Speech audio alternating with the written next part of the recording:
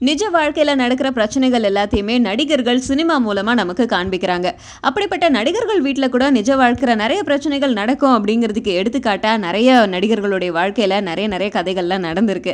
அந்த மாதிரி தான் விஷாலுடைய வீட்லயும் இப்போ ஒரு கதை போய்க்கிட்டு இருக்கு. அது என்ன அப்படின்னா, விஷால் ஏற்கனவே தன்னுடைய அண்ணனோட சொந்த பட நிறுவனம் அது தயாரிச்ச படங்கள்லாம் வந்து நடிச்சிட்டு இருந்தாரு. ஆனா திடீர்னு தன்னுடைய பெயர்லயே பட நிறுவனம் ஒண்ணு ஆரம்பிச்சு மற்ற படங்களையும் சரி தன்னுடைய படங்களையும் சரி தயாரிச்சுட்டு வராரு. திடீர்னு தனியா படம் தயாரிக்கிறதுக்கு என்ன காரணம்? அது மட்டும் இல்லாம கூட்டு குடும்பமா இருந்த விஷால் இப்போதைக்கு தனியா போட் கிளப்ல போயிட்டு தனியா வசிச்சுட்டு இருக்காராம்.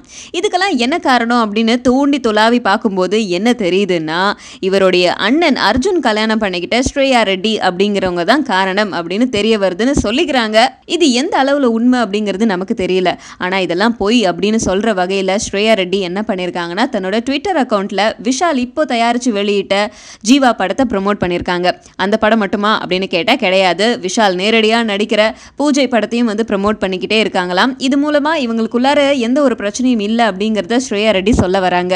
ஆனா ஏன் விஷால் தனியா வசிக்கணும், தன்னுடைய அண்ணனுடைய படங்கள்ல எல்லாம் நடிக்கல அப்படிங்கறத பார்த்து நமக்கு என்ன தோணுதுன்னா, அண்ணன் தம்பி 2 பேருக்குள்ளார தான் ஏதோ பிரச்சனை போல இருக்கு அப்படிங்கிறது மட்டும் தெரியுது.